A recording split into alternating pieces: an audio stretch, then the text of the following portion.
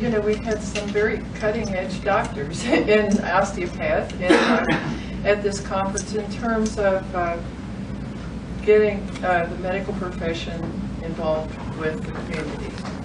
And so we thought, well, let's take advantage of that and just get them all together and see what happens.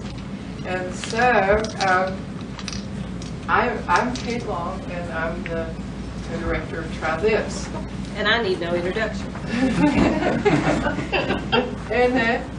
And I guess I sent you a question, and you can answer it or not, but let's get started with that. We have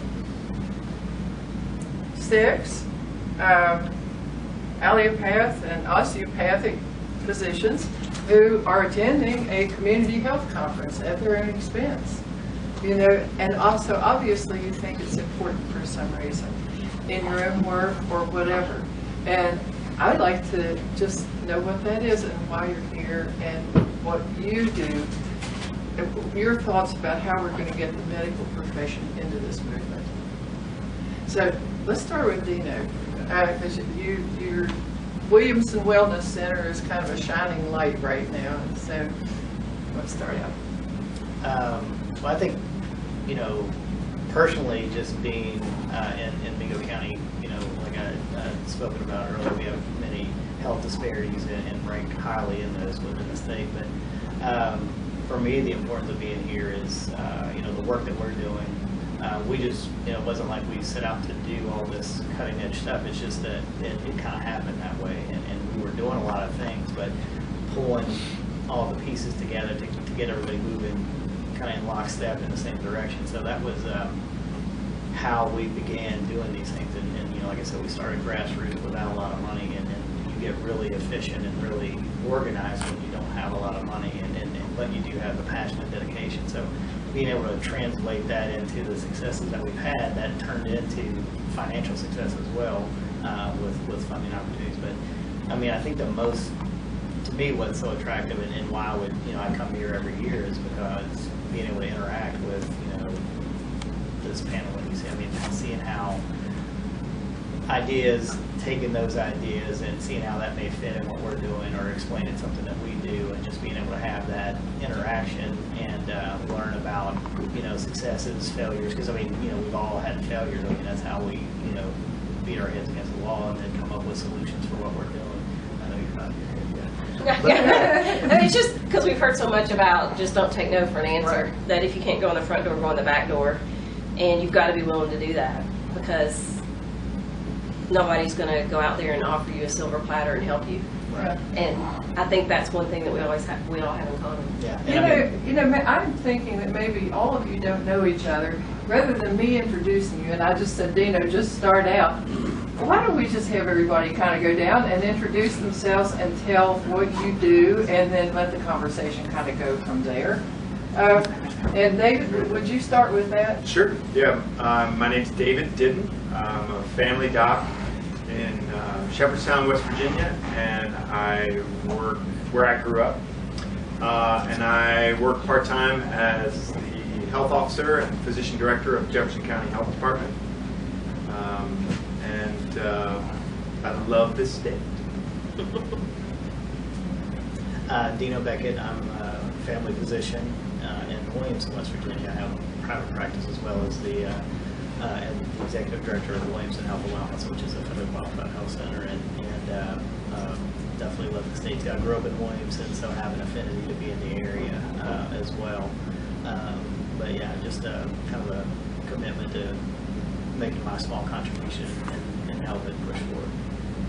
I'm Jamie Jeffrey, and I'm a baby doctor, or I used to be. I actually was more of a teacher. I was at Children's Medicine Center at Women and Children's, which is part of CMC, and ran the pediatric clinic where all the docs came through to train. I did that for about 20 years. And I trained him! Oh my God, that's right! So, then I got into having to teach the residents how to take care of hypertension and diabetes, which was all the reasons I went into pediatrics. and not family practice, which was my first love, but I'm a little bit, I don't know, I don't focus very well. So having to deal with a patient with so many problems, I just couldn't do it.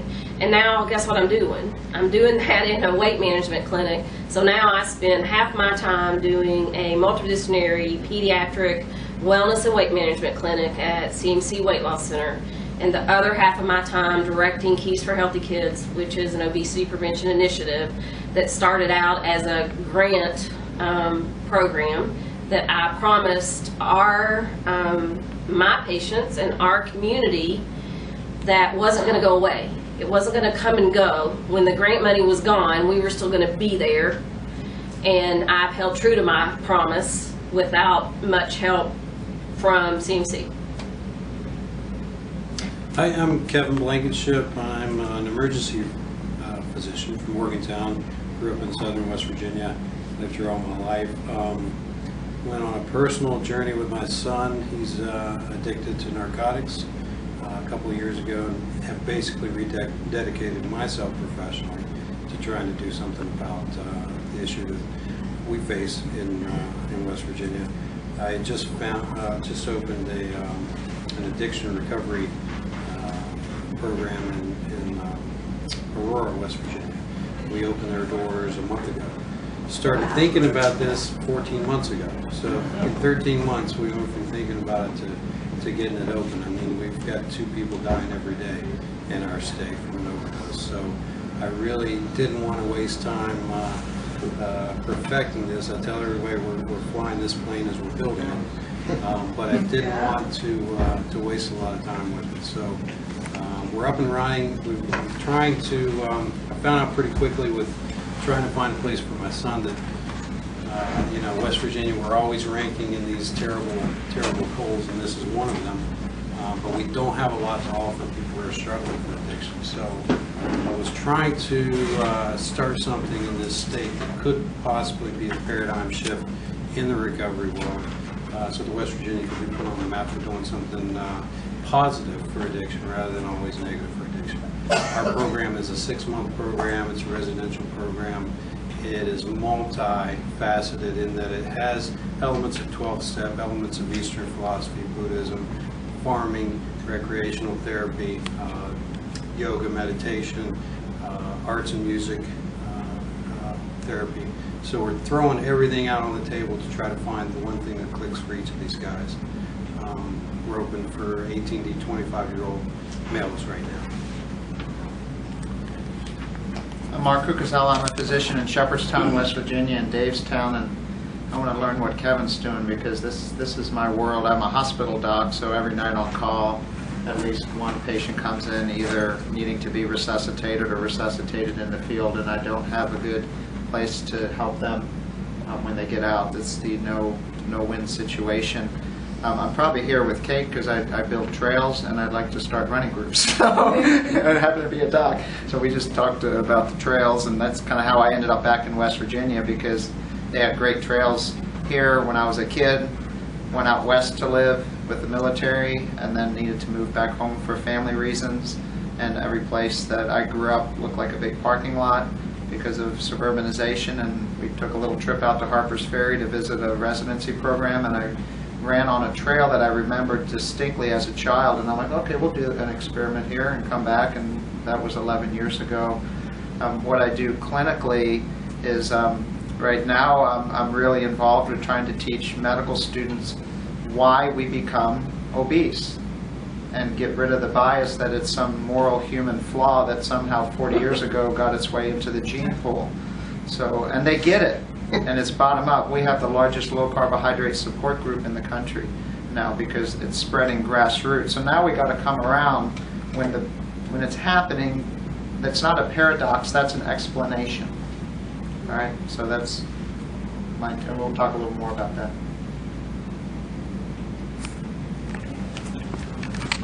Well, my name is Dan Doyle, and I'm a family doctor in Bay County, West Virginia.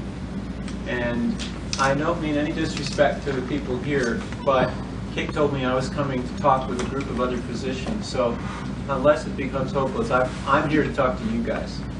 And so I'm going to mainly be Look at it, but I'll talk loud enough so that these other people can hear if they want.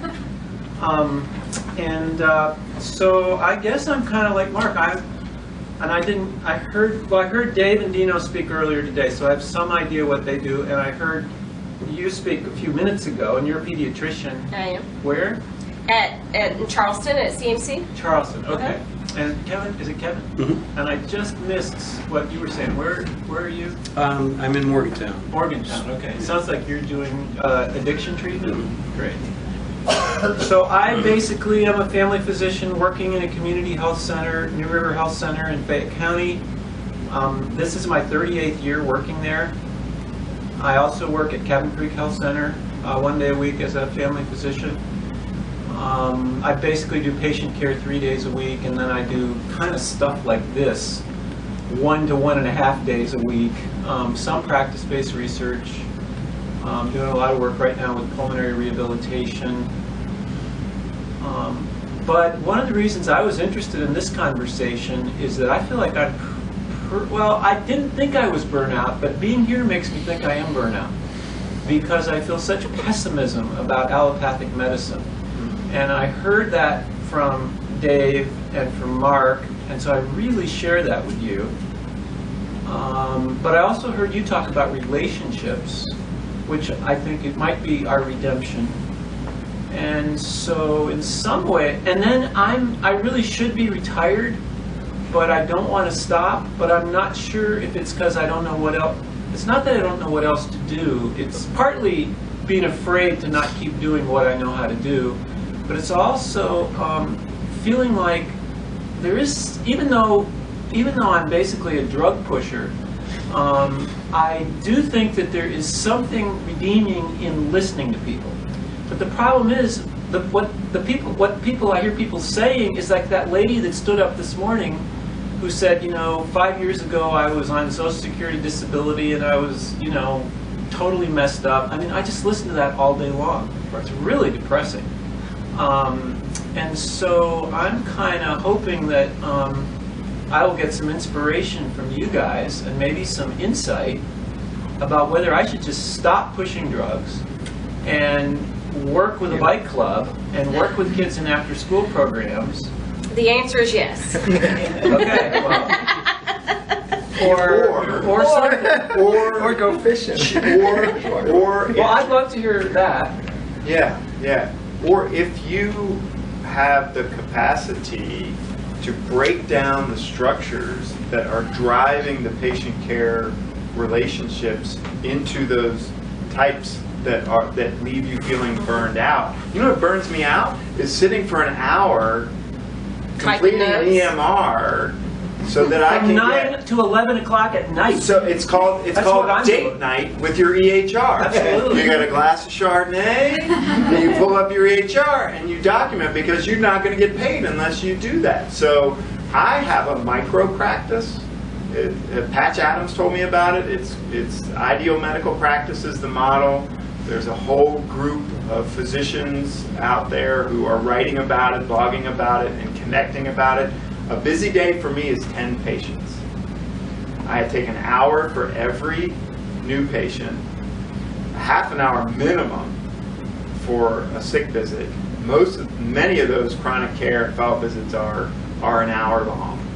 And I still push drugs, right? I mean, I still have patients who come in and that's what they want. And I explain to them the number needed to treat for taking this medication to prevent this event is really high, but they still want it, and I'm okay with that as long as I have the time and I feel like the relationship is even.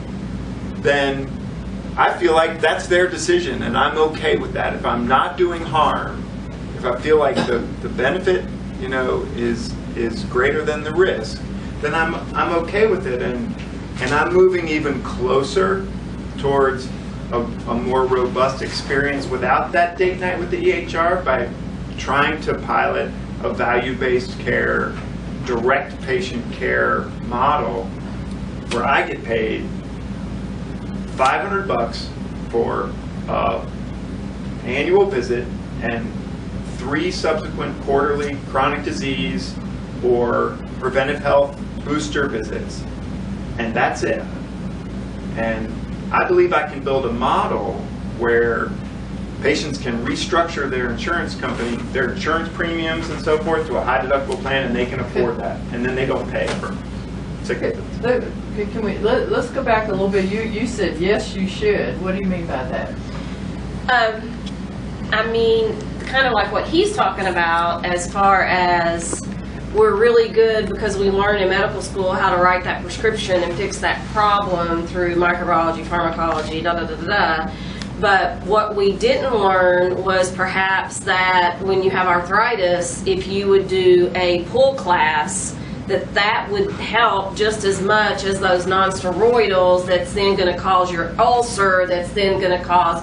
So it's that pharmacotherapy of chronic disease that we're really good at that, but are we talking about the basics?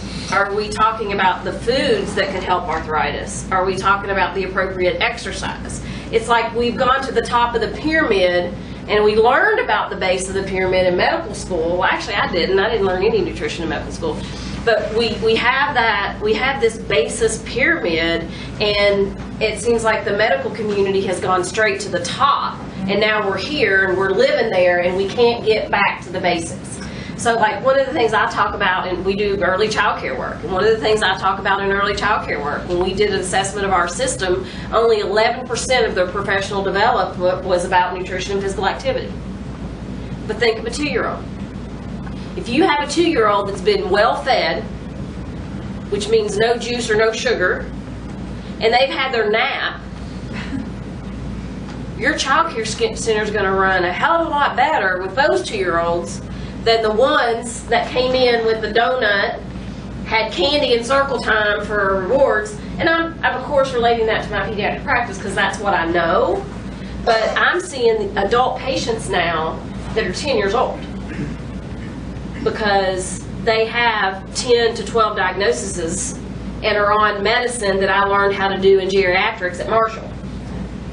But aren't those 10 to 12 diagnoses partly an iatrogenic side effect? Yeah, that's what I'm saying. Of coming to see us? I mean, I see these people with all these labels. Absolutely. Like the lady who talked this morning. That's exactly my point. That's exactly my point. That we get so good at writing prescriptions and we have in 10 minutes to do what we need to do.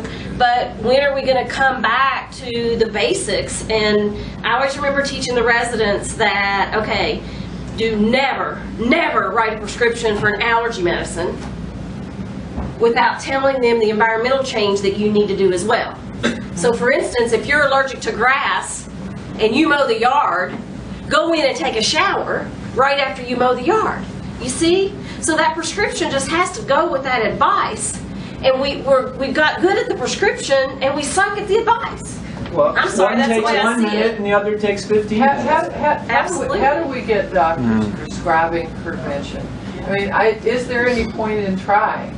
Absolutely. Now, Dino, you do that at your clinic, right? Right. I mean, you even got a prescription pad. I do too. Mine has this on it. Yeah, and I mean, I think, it is, you do have to spend more time. I mean, that is, it is easy to write a prescription, but it's so much easier to, and I have patients that don't want to take medicine, but it's like they want an easy fix, but they don't want to take a medicine, or they'll like, let's wait on this medicine, give me some time to work on myself.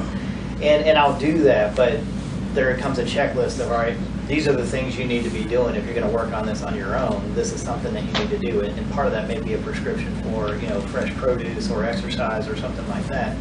But I think that the patient buy-in in my practice is much higher when they do see that we take the time and explain those things. If they have an understanding of what's going on, I think it's a lot easier for me to convince them to do it, but having the time to explain all those things and still be able to pay the bills for the practice, that's where the hopefully with some of the changes that are happening, we'll see how that goes. But that's kind of how I do it. But I did, like Jamie said, you didn't learn a lot of this nutrition and everything when you're in medical school. I actually did a lot of functional medicine training after medical school and learned tons of medicine that I was like, Not taught. Exactly.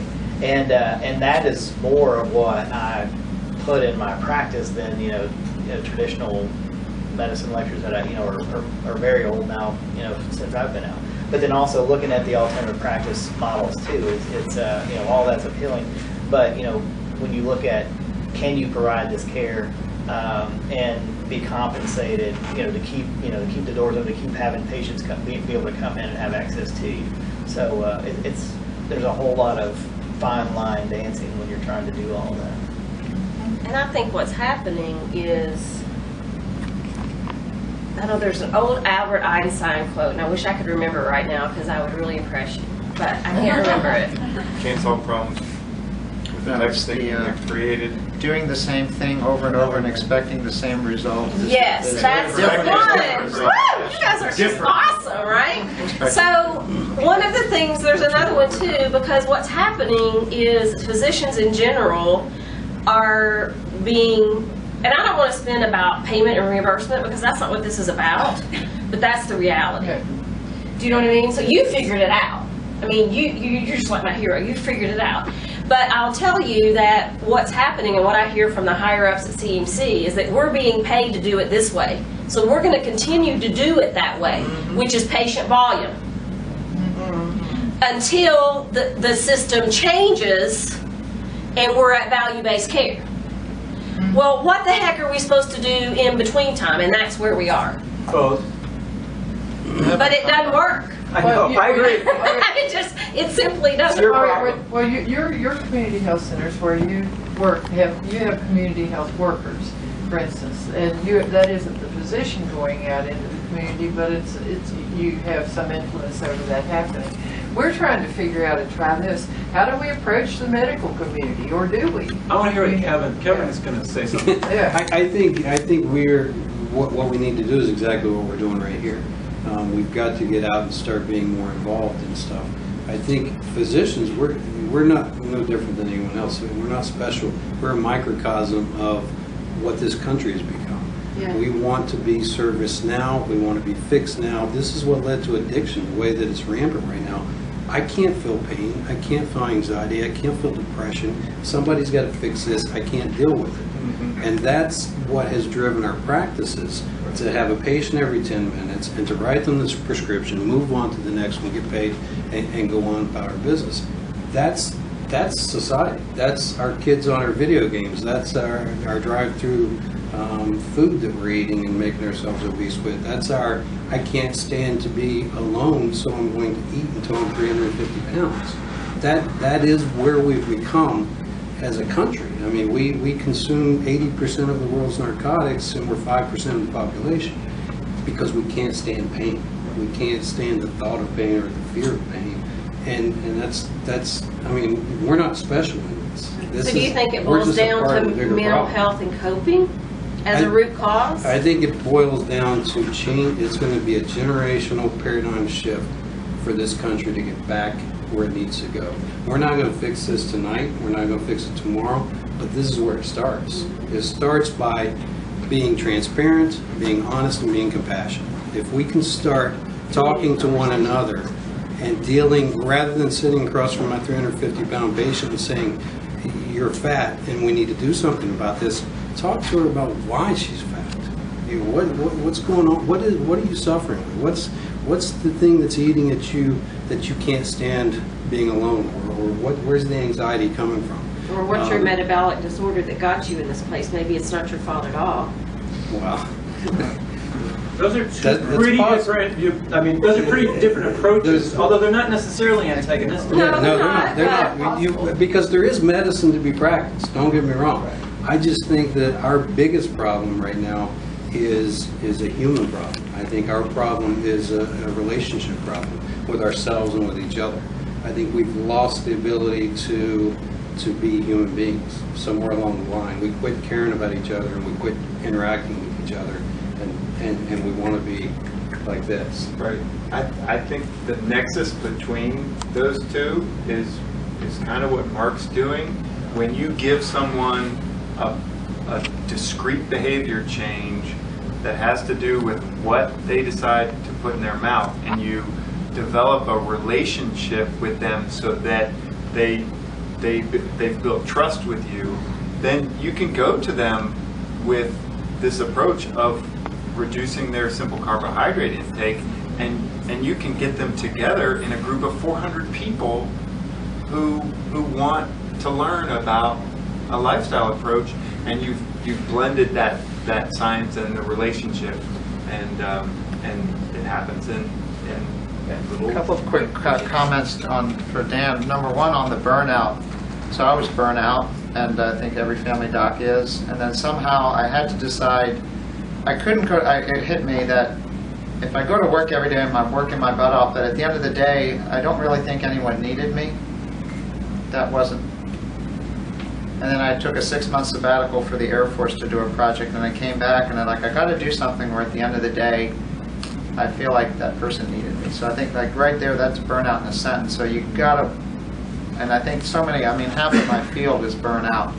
You know, ER docs, half of them are gone by age 45, because after a while, you're like, why am I here doing this? So I think that's whatever your job is in healthcare or anything, you gotta ask yourself that question. If you're showing up for work and you're really, whatever paradigm you're in, it's a disaster, and you just got to get out before you're in too deep. And I think most docs get in too deep. We've had, you know, probably half dozen in the last year in our own system need to take leave.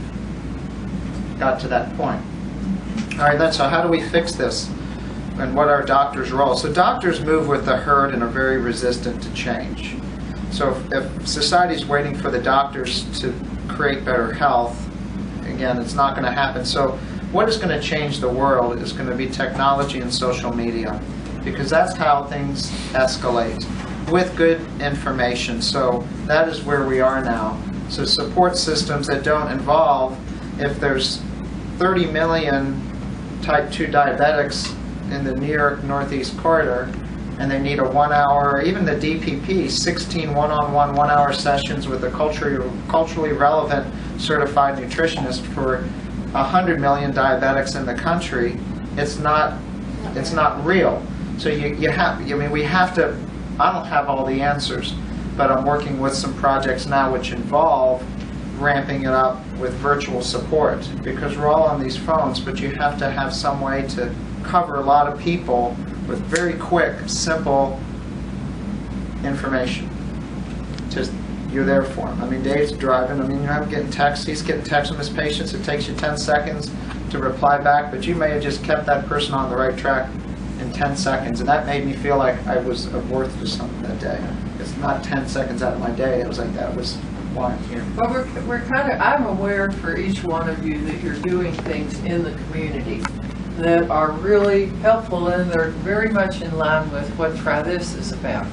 You know, Mark, you do a lot of running, organize a lot of running. You build trails for schools. You organize whole groups of people for on low carbohydrate diets, right? It's all crazy, right? But you're doing, but that's what we're talking. That's the intersection between the community and the medical. And are you all just so rare? I mean, how many doctors are there out there like you all that are interested in getting? My dad's one. Yeah. Your dad's one. Yeah. I mean, we're all crazy, or would you tell a little bit about what you do in the community? You know, the kinds of things you do.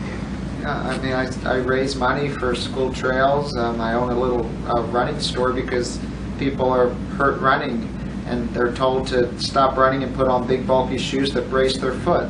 But okay, and that's another whole but no, you teach your body how to move, you know, so I opened a little store that we started building races, people wanted to run, they all got hurt, so I'll go to your local running shoe store. I mean, it's like going to the doctor and you get put on a drug, right? So we build running groups.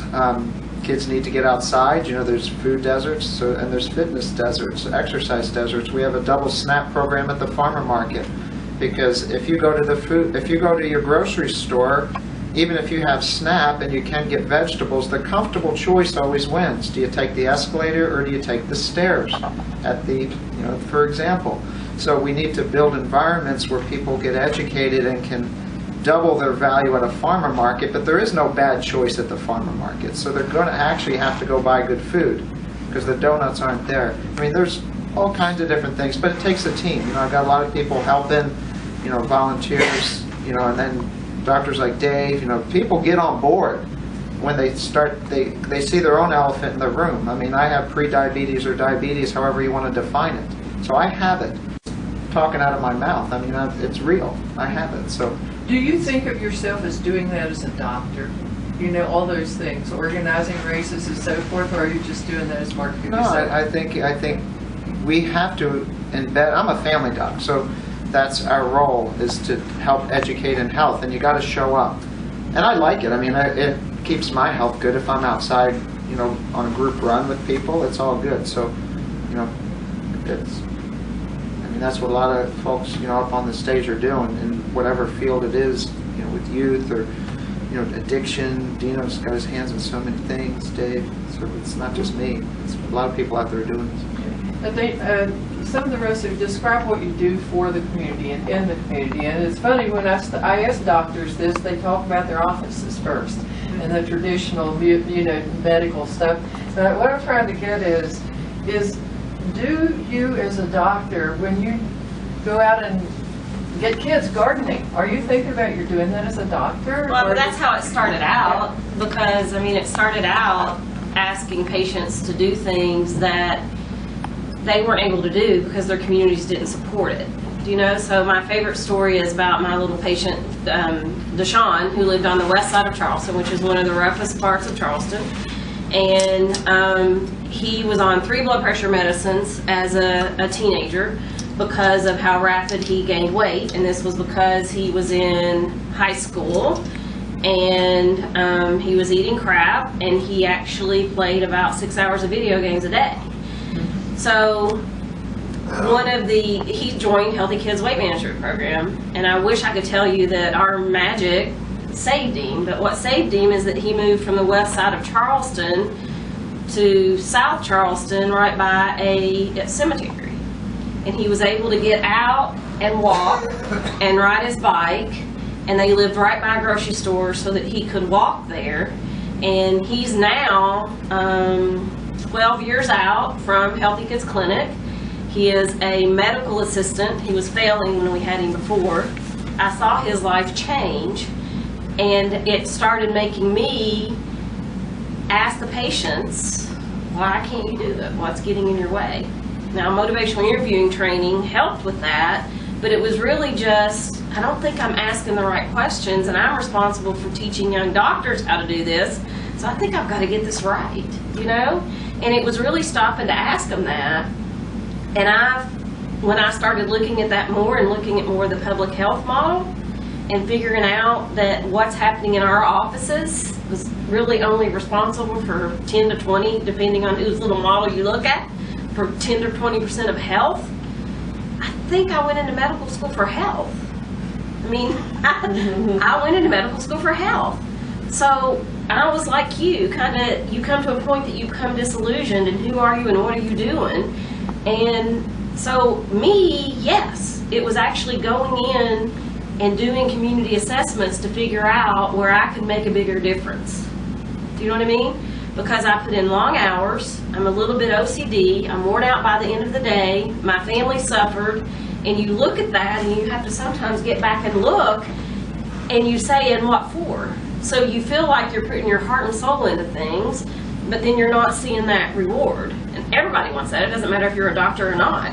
So I specifically did do that and did specific research and asked those questions.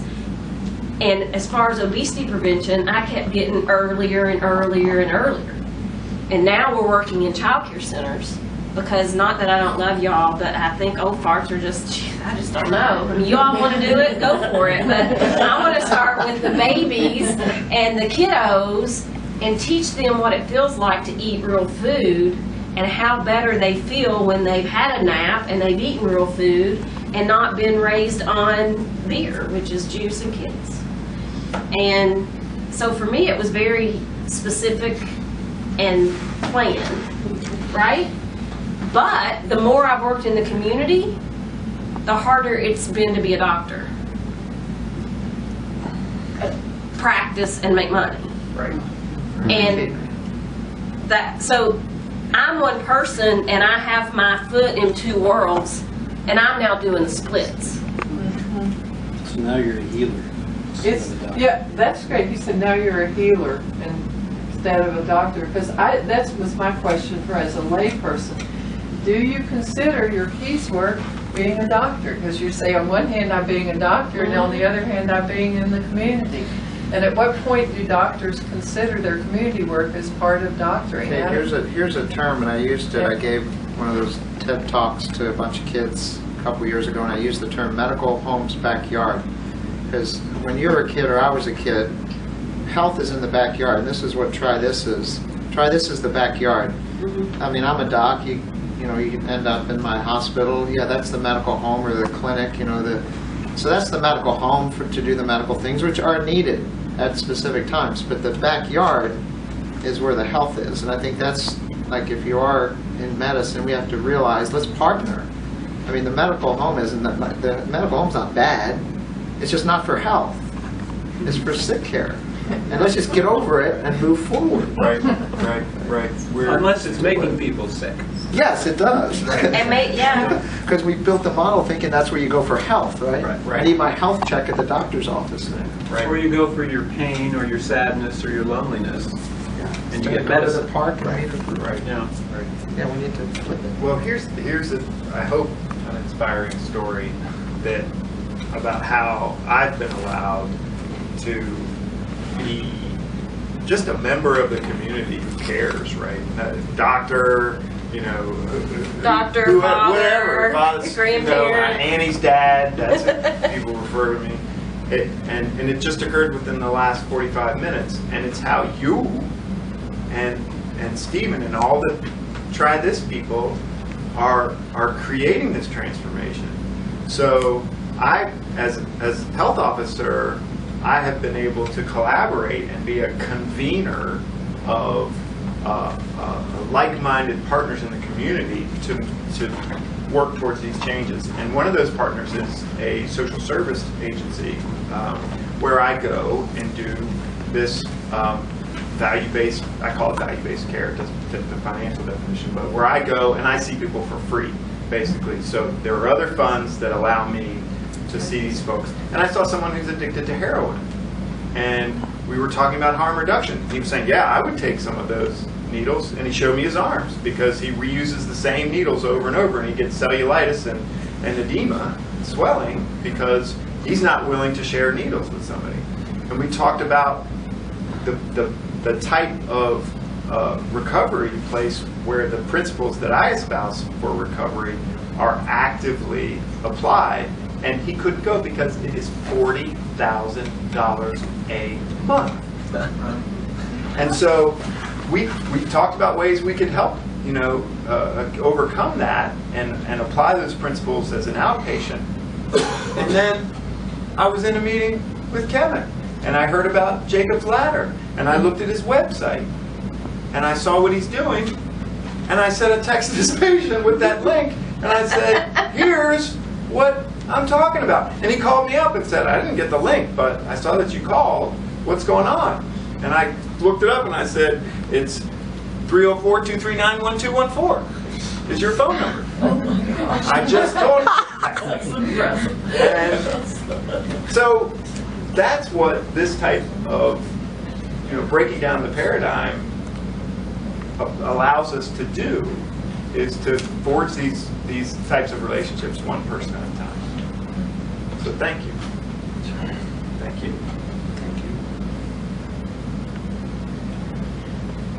It's interesting. I'm not sure I'm asking the right questions, and I don't know what the questions are, in terms of, Stephen and I went to a meeting of Partners in Health, which is a creative, it's a bunch of medical hospitals and so forth. And a lot of them were looking at us like, why are you here? You're not medical people. And we showed them the website, and we, told what we did, and they were, they thought it was fine. But what I see is we're over here, the community people are trying to do things to make healthier communities, and all of you all are too. And a lot of the medical profession is over here.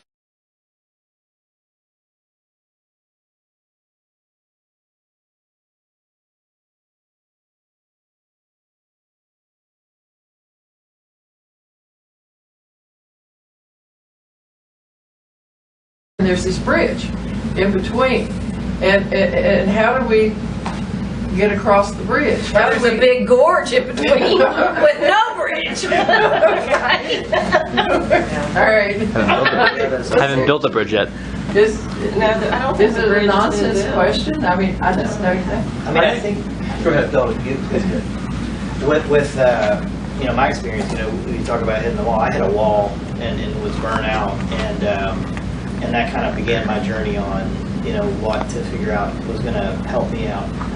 And just on the way over, I was with Bill Ramsey, and we're talking about, you know, you got to take time for yourself and all that. But I did. I hit this wall. It was about 2009, and basically had to had a health crisis myself, and from that point, kind of reassessed what I was doing, how I was doing things, and then looked at what I should be doing nutritionally, and kind of built myself back up from that, and from a very holistic approach. And that's really what kind of started me thinking about, you know, if I'm doing that for myself and I've benefited from that, why not, you know, put that into play for my patients. But, you know, when I'm sitting up here, I hear these stories, you know, everybody's got some, you know, Mark took some time off, you have a personal tragedy with your son. So these are all things that I think, and it's not that everybody doesn't go through that, but it's how you respond to that and how you start looking at, you know, if this has happened to me, it's happened to other people, and how can I help them within, you know, my area to do that. So, and then, you know, I happened to go back to my hometown where there was lots of disease, and even my parents, both my parents were pre-diabetics. Even myself, I went through when I was going through that crisis. But so looking at a way to create opportunities and access for people was my way of, you know, I could tell them to do these things, but it wasn't resonating. I mean, they couldn't do it, they couldn't afford it, they couldn't drive somewhere to get it, or they didn't have a place to run or whatever. So bringing the community together to look at how do we create these accessible options, healthy options for people, how do we do that? And that was a problem solving event.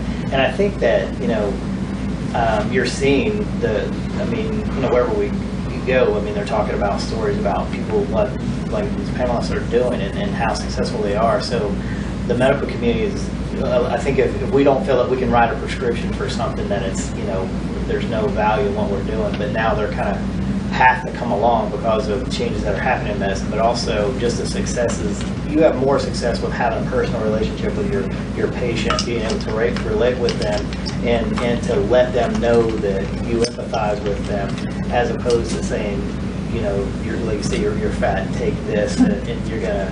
So I think that the conversation is beginning now to make it more in vogue for people to do, you know, functional type medicine, or be interactive with their patients on a more personal level, and hopefully, you know, the reimbursement will follow along with that to allow that to continue to have to where we do feel like we have value when we're talking about our patients. So, but I think that it is starting. I mean, like I said, if I would have been talking about this 5 or 6 years ago, there would have been like, you know, okay, thanks, go on. But now it's like this is a feature point of what. But you've got your clinic offers Tai Chi. What else? It's Yoga. We do running, Zumba? cycling, Zumba, Community garden. community gardens. There's just all kinds of, and those are things that it's just. I mean, it's a lot of it is it's patient demand. They look for these things to do, and they participate in. You know, I have the great opportunity to have located next to me is our, you know, you see these people like the farmers market coordinator, Marie Arnott, Alexis Pataus is the running, I mean, he's our active living coach. There's just a group of people there that are so into the whole commitment of what's going on. And it's close to the clinic, it's close to my clinic, and it's close to the FQAC. So, you know, I locate more farmers to participate in the farmers market than they do, because my farmers, my patients are telling me, oh, I got all this excess corn, I don't know what to do. I'm like, I'm next door, talking to co-op it through the market. So it's you know, constantly, and if you don't have that relationship with the patient, you don't know about, you know, they like to fish, this is where they catch, so if you're not having those conversations, you're missing out. You're missing out on a lot of what's going on. Well, it strikes me that you're kind of a model for what I'm talking about, that intersection between the community, because I mean, most people don't expect to go to their doctor's office and have Tai Chi, or to have Zumba classes offered at their doctor's office. I would like to try to see if I have an idea of what you're, I hear your question, and to me, it makes me think of kind of three different questions, and you can help me, but I'm especially interested in what you guys think. I mean, one of the questions that you're saying, well, are you guys special, or are there a lot more doctors? I do think that community health and holistic health, used in a very loose sense, is a minority movement in North American medicine and maybe Western medicine. So I don't think that we're like, rare, but I definitely think this is a minority movement within the medical industrial complex that we have in this continent. Another question, though, is do we think that physicians have some sort of moral obligation because of their social position and their education to care about community health? And I think that's a relevant question. And my guess is that everybody here, on some level, whether they've thought of it in those terms or not, does feel some sort of moral obligation, ethical obligation to care about health. And then another thing is, like, who are our predecessors? I mean, we aren't the first people that came up with this idea, and two little things, or this kind of commitment and this orientation, and this skeptical concern about what are we actually doing in medicine, and things that I know about are there's a book called The Practice of Social Medicine, and it was written by a South African group in the 1940s.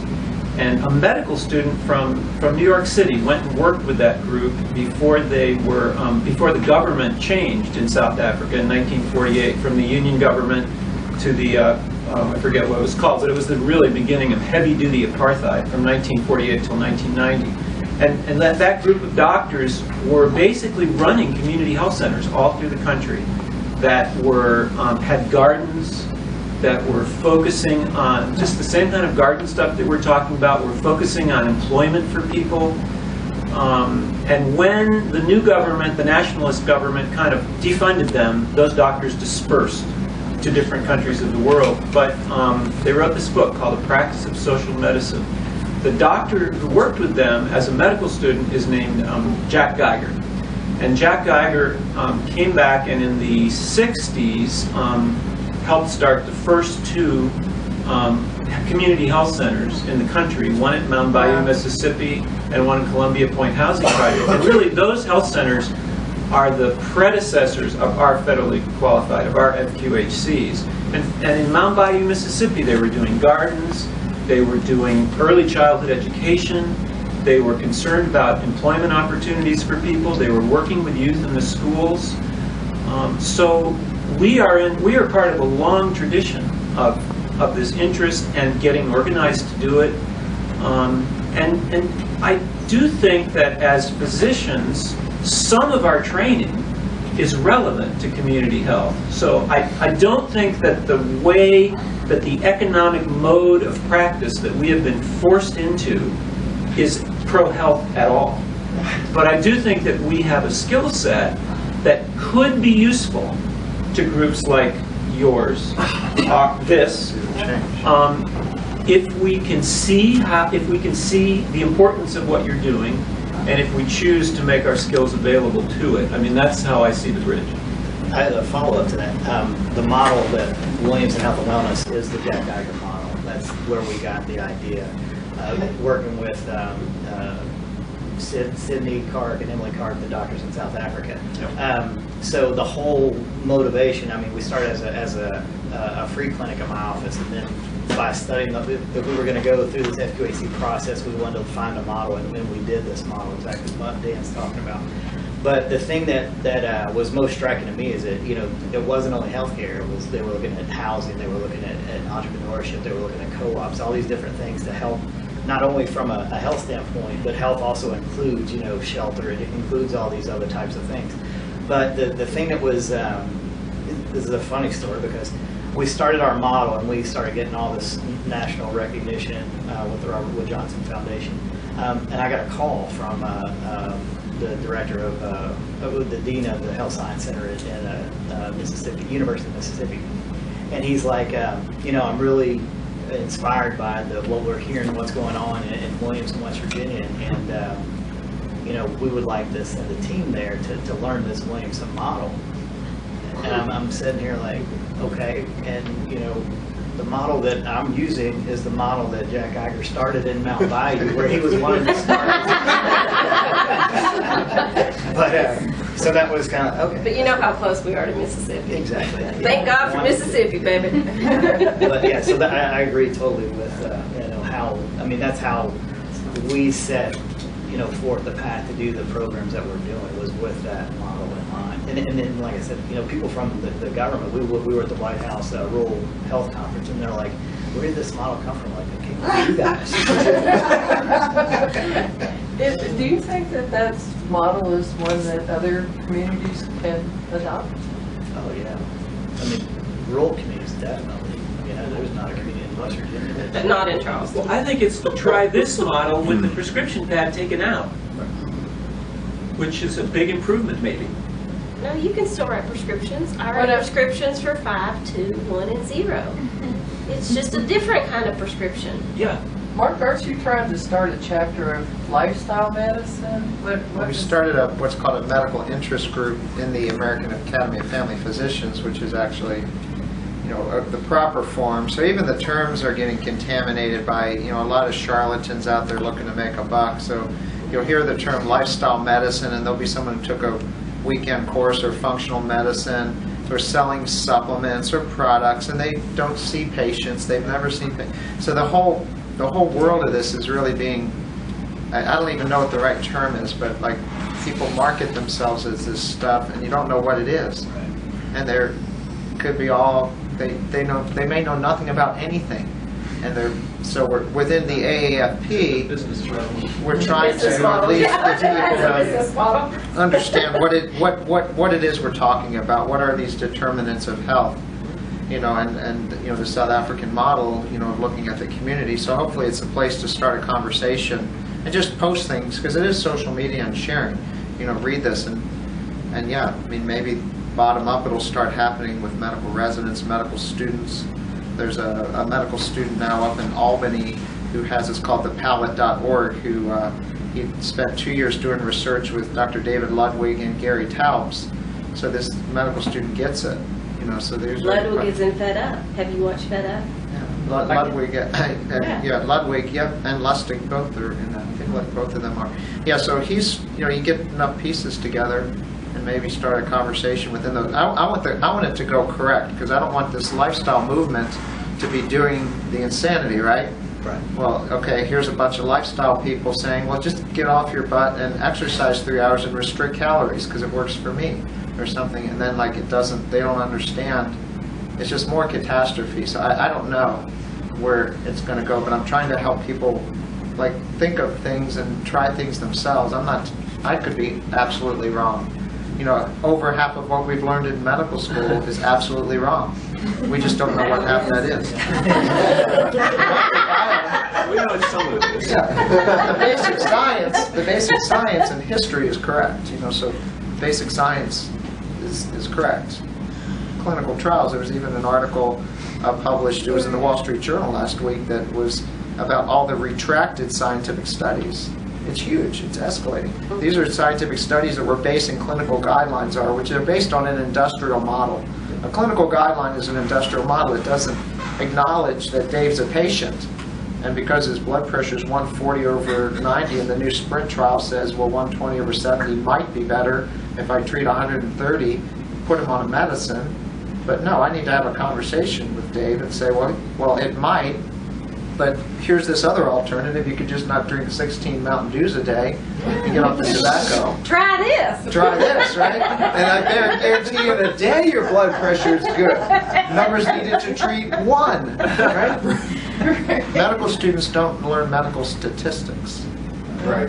And they don't Well, and that's understand going to get worse absolute with risk the EHR reduction. and all the protocols. They don't understand the So, Right. you know, how to communicate it. I got out of the residency teaching right when we had our EHR, and I think that was divine intervention because I would have lost my mind because they're learning protocols. Yeah. And you have to learn the basics, and when you break from that protocol, it's actually called reasoning, I think. Clinical decision making, maybe a fancier term. Crazy talk. But Yeah, so I think that's going to get worse Right. with EHR and all these protocols. So I come from a public health background, and I look at the landscape of public health threats that are out there, and I'm not a big fan of using fear to motivate, but I wonder, should we be having a conversation about the preventable harm that occurs in healthcare settings to get people to consider try this type interventions? Should we point out that 400,000 people die a year from preventable harm in hospital care, that 125,000 die a year from prescription errors, that if you look at serious harm, not just death, but the figure is probably 10 to 20 times that? Like, is that something, I want to put out a public health alert that says, do not go to the hospital unless absolutely necessary. Especially in July when the new residents are there.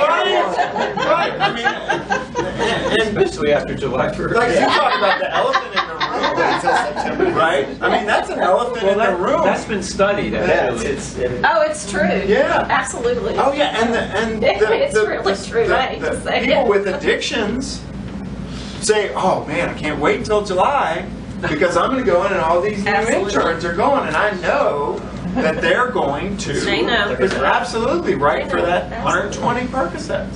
So we're causing harm, and I don't think people get it. They still think that Marcus Welby is sitting on the other side of the chair. That's one of the things that keeps me in there. Yeah. Because I have plenty of opportunities to see that and attempt to intervene and Right. Me just too. derail it a little bit, Right, or right. and working with like nurse practitioners and PAs, have some influence over their prescribing. Right. Right. That's one thing that kind of keeps me there. You had mentioned Marcus Welby. I think what I was thinking about before when you asked him about community health workers, I was trained by a community health worker, and his name was Dr. Robert Walker at Marshall. And I remember going out and doing home visits with him when I was on my family practice rotation, which I said family practice is my first love. Because you know, it's nothing like to go see your patients in their environment to see what they're dealing with. Do you know what I mean? And I'm not that old. I'm old, but not that old. I mean, I'm over 50, but I'm not that old. And that I'm trying to convince myself I'm not that old. That was when I trained at Marshall. That's not been that long ago. Oh, ye how the pendulum swings. It's not been that long ago that as a medical student, I went out with my attending to a home in rural West Virginia because they couldn't get out. And now we are using community health workers in that model, but it really did used to be docs that did that. There's docs still doing it. Oh, yeah. I do home visits, yeah. Yeah. Well, I feel like this is a conversation that's just getting started in a way, you know. We're almost at, you know, we've spent an hour here, but I still have this question, you know, how do we get more models like what I'm seeing in Williamson that is both treatment of existing disease and prevention of disease in the same outfit? And a lot of community health centers are trying to move in that direction or have done some pretty remarkable things in that. But that's still a question. And How can we clone that? I mean, I think another point that Dan brought up was, and Mark, it is industrialized. And, I think there are more physicians that would like to practice the type of medicine that we do, but they're a cog in the wheel, and they're not able to, it could be the administration, it could be the institution that they're in, that, prohibits writing the check and telling them this is what you have to do. So that's another, for me, I have the luxury of private practice, but also being the director of the FQAC. So, I use that in a way that I think is very patient-friendly, and it does think outside the box. And medical practice model, you wrote a paper in American Family Physician, I think, but he was working in a bigger system, hospital system, and he got called on the carpet by the CEO because they did some analytics and found that his patient panel wasn't utilizing the ER as much, and so they weren't generating as much revenue for the system. And he had this moment like, I'm keeping people out of the ER, and I'm getting reprimanded for my approach, and he got rid of it. And so the idea with ideal medical practices, and I think it could be turned into ideal FQHC, is small is okay. Small is beautiful. E.F. Schumacher.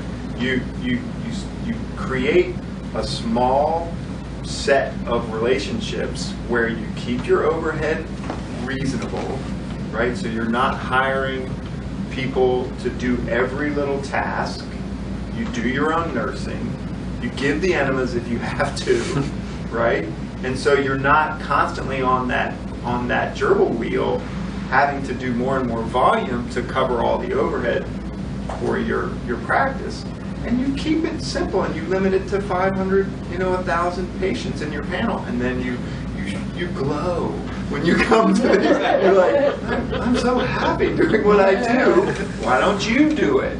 And somebody else picks it up and does it somewhere else. It's only gonna come in these small little developmental ways. It's not gonna come, from. See, for me, that's the reason I kind of shifted from clinical to, and I kind of have an ideal practice with my Healthy Kids Weight Management Program. You said you see 10 patients a day.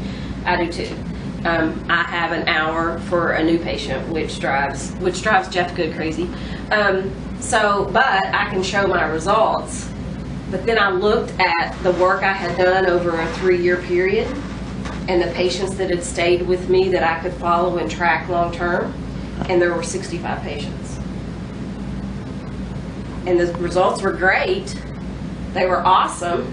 Deshaun was in that group of 65 patients. So, but I spent 3 years of my life every Tuesday evening to the clinic until 10 o'clock, and I helped 65 patients. That's not enough. Look downstream, 10 years, 20 years, 50 years, at the effect that you've had downstream of the relationships and the change in the paradigm and the change in thinking that has occurred because of that one-on-one work. And I guarantee you the multipliers are exponential. But that's not accepted now. Totally not accepted. Is it? I mean, I'm asking because, you just struck a nerve. No, this is why I went into the community. Right. No. Because I felt like I could do so much more working with kids in childcare and so many at one time to make an impact just with simple lifestyle choices. And look at all the blood, sweat, and tears over here, and it was only for 65 patients. Now, I know every 65 of those patients, and they can tell you stories about them. But well, this is for maybe a dinner time, but believe it or not, we're not actually individuals. Believe it or not, we are actually one whole. We are one magnificent, divine organism that is 13.5 billion years old, and our little consciousness is just one little facet of this. And what you've done is create a necklace of 65 brilliant gems who are absolutely... Let's say pearls. Pearls. You've got pearls that are radiant in that overall web. And if we look at the other parts of the fabric and see it soiled and see it necrotic, we're gonna give up. But if you look at the pearls and you see how beautiful they are, then you look over at that dark area and say, compost, get you in my garden, and I'm gonna grow some more pearls. I have a thought on the stream, because this is really where try this is, in my opinion. So Dave and I and Jamie go down to the river, and Jamie's a surgeon, Dave's a family doc, and I'm Kate Long with Try This, and a bunch of kids are rolling down the river, floating down the river. Jamie's the surgeon, she's... I am not the surgeon. I want to be the upstream doctor. Okay, You're good. the upstream. I'm I'm not the surgeon. And there's a waterfall. I'm swimming down one at a time and grabbing the people out The of the kids are waterfall. floating down the river, falling Dave over is the the waterfall. family doc. He's going to throw a life raft out. That's the community health center. And then, you know, Jamie's Kate. So Jamie's just sitting there on the side of the stream saying, why are they all falling in the damn stream? And she's going to look upstream. So we all are on the same deal here. But we just have to know, the big deal is upstream. I mean, just keep the people out of the River to begin with. Keep them But healthy you to need a start with. surgeon when you need this surgeon. But how do we, all right, so maybe So that's where we just maybe need to accept where we are in the system, not argue.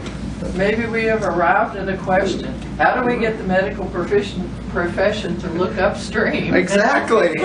Well, that's what ACA is supposed to do when they focus on quality of care. It's to look at the No, bigger that's- picture and to look that's at the forest. That's the $1 billion question. It is, isn't it? Yeah. $3 trillion.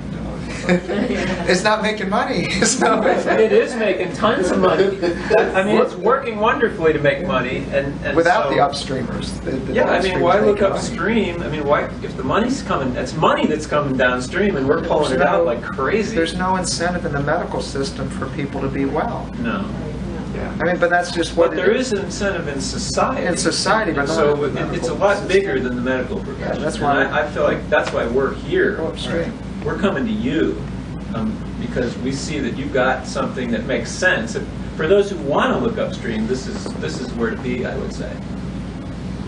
The patients will drive the change. You will not get the doctors to drive the change. Right. Patients. And that's why Try This is so media. vitally important. There's a very- Is we went to the people. I said, we're going to the people. And we went out to every group we could talk to about it. And we marketed. I wrote a column in the newspaper about the benefits of using hospice care, and that dying doesn't mean giving up. This conference to me is like a spiritual experience, because you have all these people here who are working toward making the life of West Virginians better. You just have to stay the course, and more things like this. More doctors being willing to go out and talk about the alternatives to tradition or to the kind of medicine we have. I mean, this is just the beginning, and I don't know. I'm sorry. I just can't help myself. Come on down, honey. Come on down. I'm not a doctor, but I have something to say. Amen, brother. I can't help but say that this is fabulous, and I think that part of your answer, Clay, or Kate, is, and I know many of these folks up there, and I trained at least one of them, I got hope. And Dan, this maybe is directed a little bit at you too. Part of the change also can occur from the inside. It's all out there and we can't change the system. But I really believe, and in my heart, and I've worked with other people, there are people inside this broken system. And some of you are still inside it, some of you are thinking about getting out of it. But there is hope. And there are folks, and it is getting attention. And it will take time, it will take change. We got it wrong, but I believe personally, and there are folks like me, I know, because I work with them now, when I came back, that believe part of the change has to occur from inside. And if we're outside, we're not going to be able to help make that change as well as being inside. And that starts, and there is a movement, and we feel it within the medical education system to do that. And the residents are hungry for that. Bill, would you introduce yourself? No, well, I don't care. It's not about me. It's about the concept. But just say where you're from. Yeah, where you met. I'm Dr. Bill Ramsey. I'm an emergency medicine physician by training. In fact, I trained that guy right there. He was my chief resident. But I've worked with Dino and. I couldn't believe it. I just came back. I just came back. I didn't recognize you with that beard, buddy. But I just came back to WVU about a year ago. I'm with Clay Marsh. I'm the Chief Collaboration Officer for the WVU Health Science Center. And we believe this. And we are doing all we can. If you want to look at it as inside outside, but I don't really believe it that way. I agree with you. We're all in this thing together. We're all one big thing. And I'll just make so we're serious about this. All of us are, and we have to work together. And there's frameworks and models that we can look to help with this. You know, the Robert Wood Johnson 4 action areas is a fabulous thing to look at because it covers everything. It starts with the value in the community. It goes to the cross-sector collaboration of pulling in folks we don't normally think about being in health and getting them involved. It brings in the social factors, the economics of it, and then it brings in the healthcare system. And it says we got to help change the healthcare system and get them to understand health, not rescue. You know, so I'm just saying there are those of us, we may be in a minority, but we're on the inside. so we got to keep working at it. Well, so I just believe that. Thankfully, this way of relating to someone who's suffering in a compassionate way is nothing we have to teach anybody. No, that's right. This is an activation. It's much like the healthy person in that hospital bed that Mark sees when they're coming out of their diabetic coma. He sees that healthy person inside of them, and it's not like he's bringing something outside to put in them. He's saying, you can release this person. That person is waiting inside of you to come out and is present. And here's how you can do it. Here's the pathway. That's right. To get there, and it's going to be the same way for the doctors and nurses and medical assistants and administrators. Is when they start to say, "Wow, whew, this whole bi-directional care thing is real. I'm looking forward to coming to work." Right? That's when we're going to see the transformation really take momentum. Thank you, Kate. Thank you, Kate. There are many people that don't burn out, and that's because they were never on fire. You always got the one Yeah. line. But I hope none of you burn out anytime soon. And thank you so much.